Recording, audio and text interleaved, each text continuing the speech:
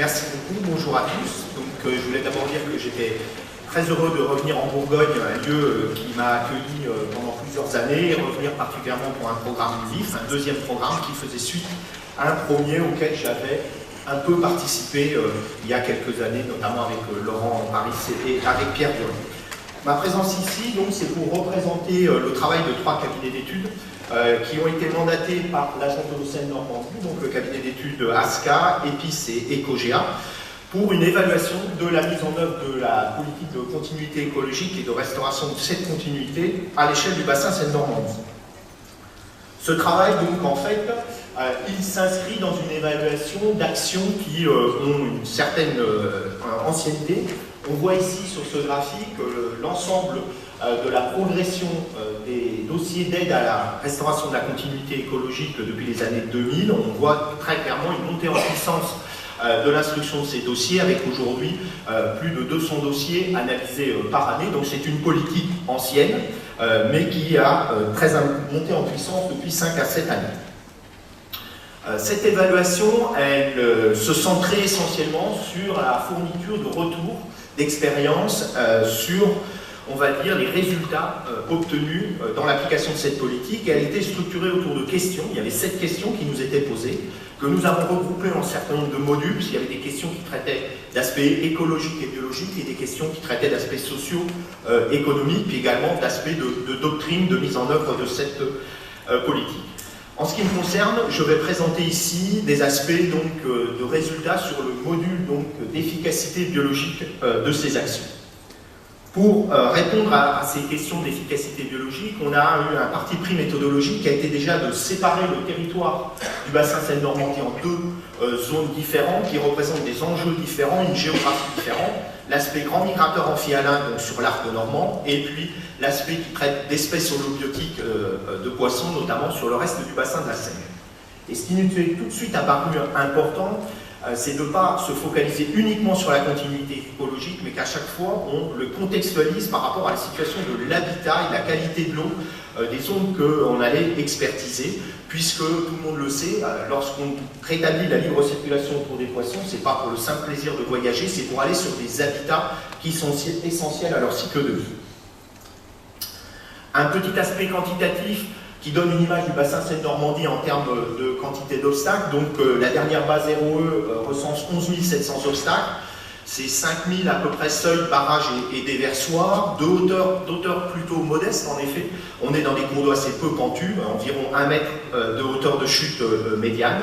Des densités d'ouvrages qui sont variables, de l'ordre d'un ouvrage tous les 12 km de réseau hydrographique, avec des choses qui varient de un ouvrage tous les 2 à 3 km dans les côtiers normands, de 1 km dans les cours principaux du Morvan. En termes d'action, quantitativement, depuis 30 ans, il y a eu quand même pas mal de réalisations. C'est 380 passes à poissons réalisées sur le bassin Seine-Normandie. Alors c'est quand même très concentré sur certaines zones géographiques. On voit que la moitié des passes à poissons étaient construites sur 9 rivières et principalement sur l'arc normand. On a eu également des équipements plus récents pour la dévalaison des poissons sur des installations hydroélectriques. C'est 52 aménagements, là encore concentrés sur l'arc normand. Et puis des effacements d'ouvrages qui sont recensés aujourd'hui au nombre de 532, répartis de façon un petit peu plus homogène sur le bassin. Pour l'évaluation des effets sur l'arc normand et les migrateurs amphihalins, on a décidé de travailler à 2 échelles. La première, c'est une échelle un petit peu globale, donc d'avoir des indicateurs un peu globaux. Et la deuxième, ça a été de faire des zooms territoriaux sur 3 bassins, la Vire, l'Orne, dans sa partie aval, et la Touques. Sur l'aspect global, le premier élément qu'on peut indéniablement avancer, c'est que la mise en œuvre d'actions pour la continuité écologique, et notamment au départ la libre circulation piscicole, ça a permis très clairement d'augmenter le linéaire de colonisation des grands migrateurs amphihalins. C'est le cas du saumon, puisqu'aujourd'hui, à l'échelle du bassin, il colonise de façon effective, avec une reproduction avérée, 1500 km de cours d'eau, alors qu'il était cantonné à quelques dizaines, au plus centaines de kilomètres sur certains cours d'eau de l'arc normand. C'est la même chose pour la Grande Alose, 240 km de linéaire colonisé, et la lamproie marine, 735 km de linéaire colonisé, donc une progression significative pour ces espèces. On a pu aussi regarder au travers des données qui sont acquises sur les stations de contrôle et suivies, donc qui suivent la migration des géniteurs dans leur remontée sur 6 stations du bassin. Et lorsqu'on cumule les passages sur l'ensemble de ces zones, on peut positionner par rapport à 2 espèces, notamment le saumon et la truite de mer, les enjeux du bassin versant Seine-Normandie et notamment des côtiers normands, qui montrent que pour le saumon, elle se positionne donc avec une moyenne de 6000 individus remontés en 5 années comme un bassin majeur juste derrière le Gave d'Oloron pour cette espèce au niveau national. Et pour la truite de mer, c'est carrément le bassin emblématique, hein, puisque c'est de loin le bassin le plus colonisé par cette espèce, donc enjeu national, voire européen, sur ce bassin. Cette amélioration des fonds de colonisation, indéniablement, quand on le projette par rapport aux actions sur la continuité, on voit que c'est l'effet prioritaire de la libre circulation au travers d'ouvrages de franchissement qui a permis un accès à des zones de frayère. Ça, c'est des actions, on va dire, historiques. Et les dernières actions qui ont eu lieu sur l'effacement ont permis à la fois un accès aux zones de reproduction, mais également la recréation de zones de reproduction au travers de nouveaux faciès lotiques et de zones de production pour les juvéniles, notamment le salmonide. Ce qui nous est paru important aussi, malgré tout, à chaque fois, c'est de contextualiser cette situation et de contextualiser les réponses. Parce que quand on regarde les effectifs de poissons, on voit qu'il y a des grosses différences entre cours d'eau et que clairement, ça restitue des différences biogéographiques du bassin. Par exemple, les rivières de nappe du système normand sont clairement des rivières privilégiées pour la truite de mer. Et à l'intérieur de ces rivières, c'est la densité du chevelu qui peut conditionner l'abondance d'une espèce comme la truite de mer. La Touques, qui accueille 200 km de ruisseaux dans sa partie aval, accueille en moyenne plus de 6000 truites de mer par an, alors que la Brenne, qui a que 30 km de chevelu, elle accueille 2000 truites de mer par an. Donc, toute action de restauration de la continuité, si on ne la projette pas dans un habitat donné, on ne peut pas interpréter réellement son niveau de performance et son résultat. Et puis, on a les rivières sur socle granitique qui, elles, produisent donc des successions de faciès de type radier et rapide, beaucoup plus propices au saumon, comme le cas de la Vire et de l'Ambre. Un autre point qu'on a pu souligner, c'est qu'en outre l'effet, on va dire, de la morphologie, il y a un effet hydrologique et hydraulique qui peut jouer sur la colonisation d'un axe, et on le voit pour la lamproie marine. Quand on regarde les abondances de lamproie marine qui viennent coloniser différents axes, on voit qu'ils sont plutôt abondants sur l'axe Seine, et que c'est proportionnel à l'attractivité de l'estuaire, en fait. C'est une espèce qui semble avoir un attrait dans un flux hydrique qui lui arrive de face, et c'est pas tellement dépendant du potentiel, parce que sur la rivière Seine, par exemple, il y a un très faible, et ses affluents, il y a finalement un faible potentiel d'accueil de frayère, pas plus important que sur l'Orne et la Vire, mais voilà une espèce qui est attirée par des flux hydriques et qu'il faut donc intégrer lorsqu'on analyse les résultats de franchissement. Maintenant, un aspect sur les zooms territoriaux, pour voir un petit peu l'évolution des résultats.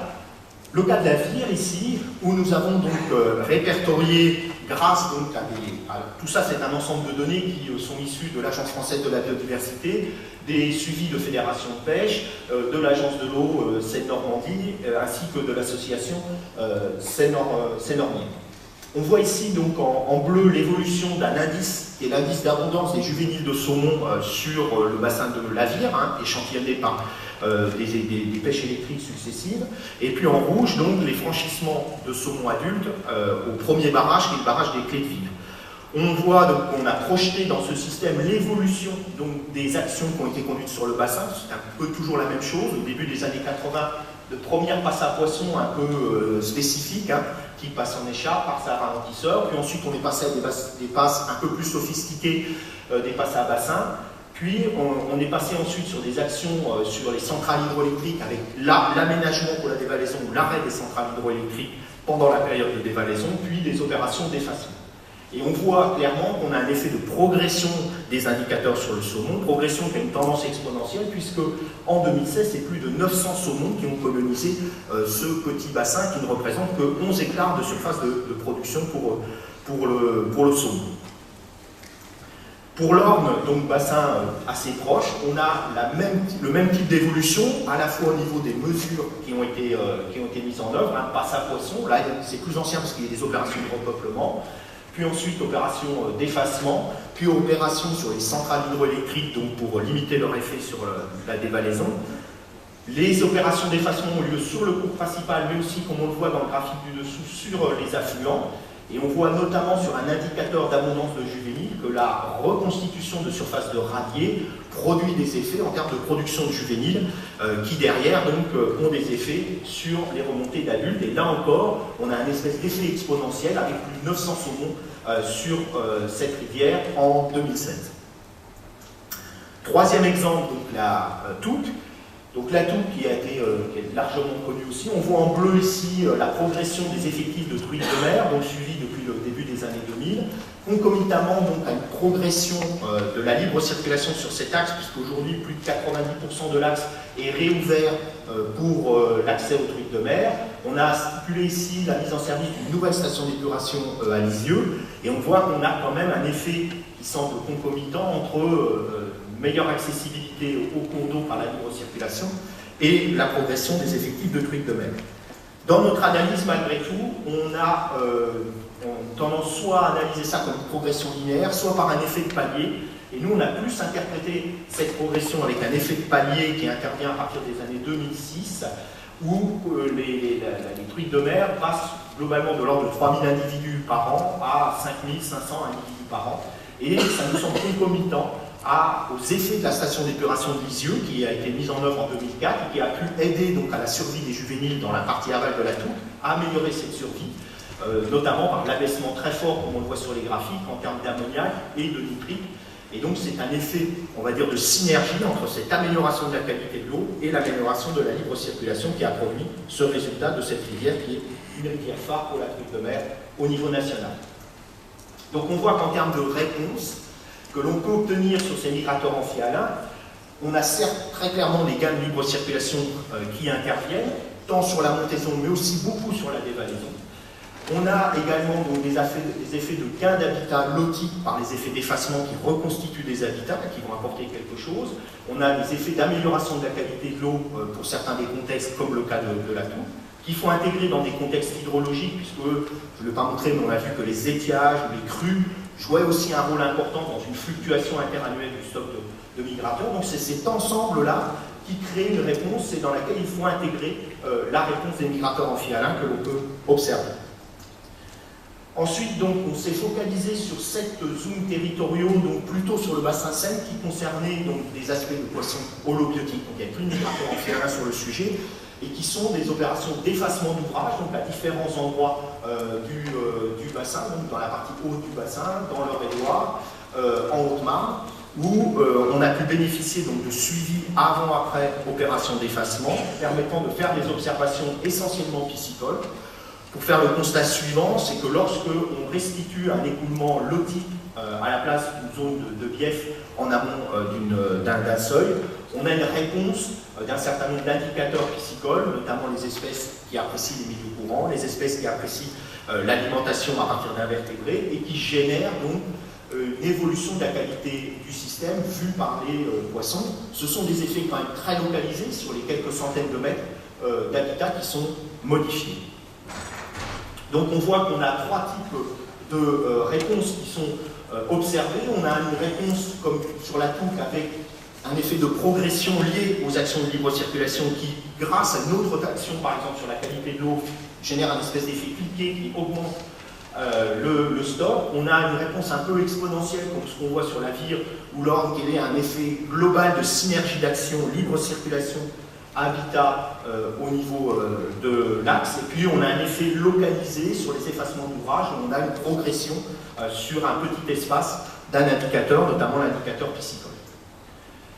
Donc sur cet ensemble, on a pu constater, parce qu'il y avait des doutes quand même, initialement, c'est-à-dire qu'on entendait dire que les passes à poissons c'est bien gentil, mais c'est difficile à entretenir, ça ne marche pas bien, voilà, donc clairement, on peut dire aujourd'hui que sans la construction des premières passes à poissons, les axes n'auraient pas été réouverts et il n'y aurait pas eu un début de réponse des poissons migrateurs.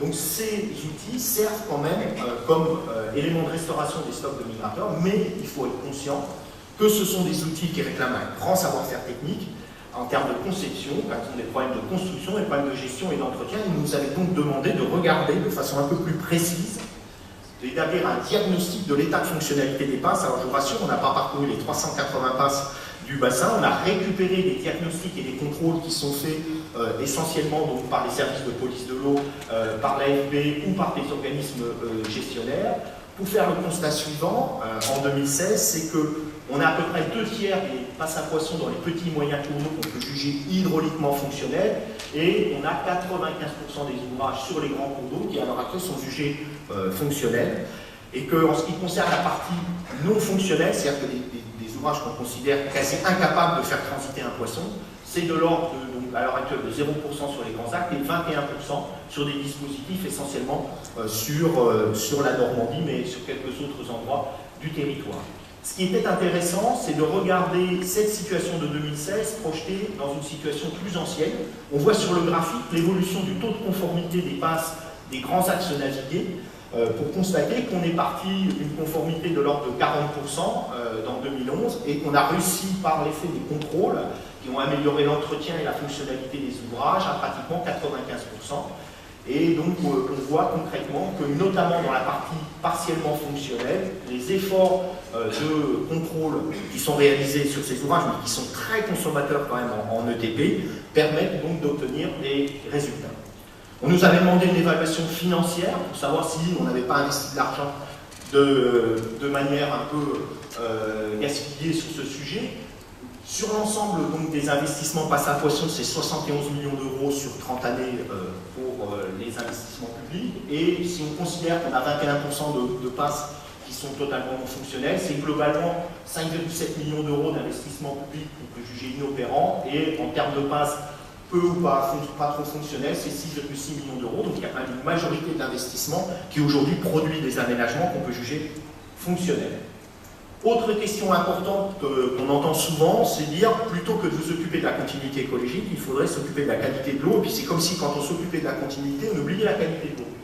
Et en fait, dans les chiffres, c'est absolument pas vrai. L'effort sur la qualité de l'eau continue d'être, pour une agence de l'eau comme Seine-Normandie, le point d'investissement le plus important, bien loin devant la continuité écologique.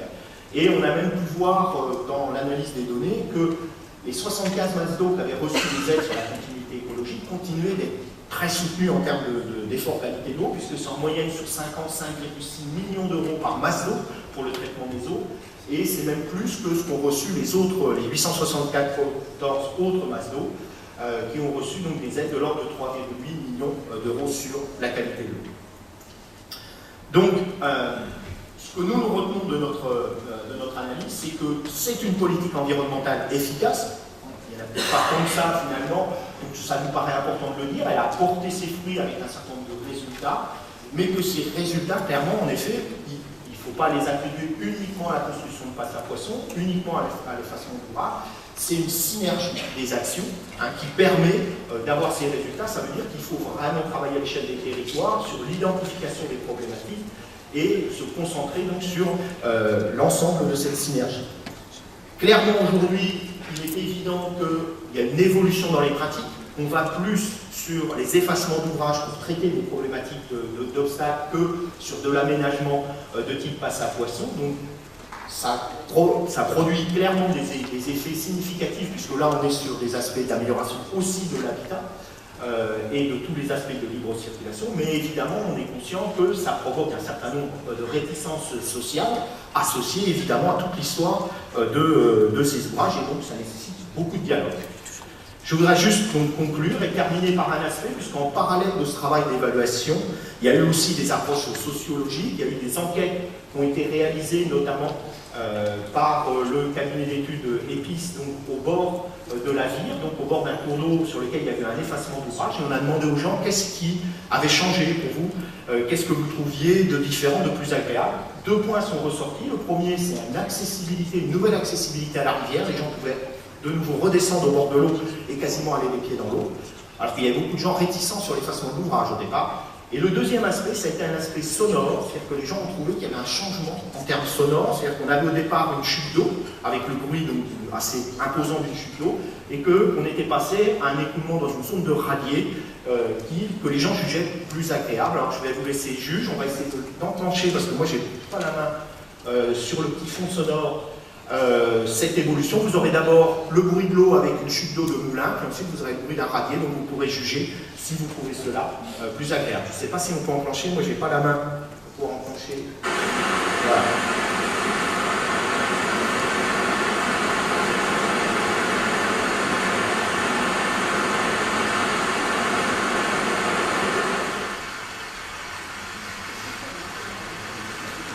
C'est le bruit réel de la rivière. Donc je vous remercie de votre attention et chacun jugera ce qu'il trouve le plus agréable pour ses oreilles. C'est QFD, monsieur Baron. Merci beaucoup.